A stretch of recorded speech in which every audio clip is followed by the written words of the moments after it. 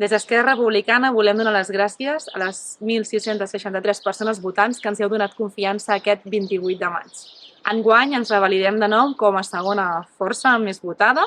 Aquesta vegada ho fem amb 4 regidors, amb en Sergi Garcia, amb la Laura Sánchez, amb l'Albert Bonàs i amb mi mateixa, Laura Oliver.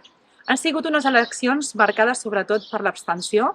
Per tant, durant aquests 4 anys treballarem molt properament amb la ciutadania per tornar a mostrar confiança i per tornar-los a demostrar que la política municipal és molt important pel dia a dia de les persones. Aquestes eleccions també porten amb elles molt males notícies i és que l'extrema dreta ha tornat a irrompre dins l'Ajuntament de Santa Perpètua. El posicionament d'Esquerra Republicana és molt clar, combatrem el feixisme allà on calgui.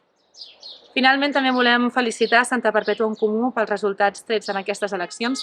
Tenim molts punts en comú en el nostre projecte, per tant, Esquerra Republicana intentarà fer el possible per treballar conjuntament perquè tots aquests projectes es facin realitat i, per tant, millori la vida de tota la ciutadania de Santa Perpètua.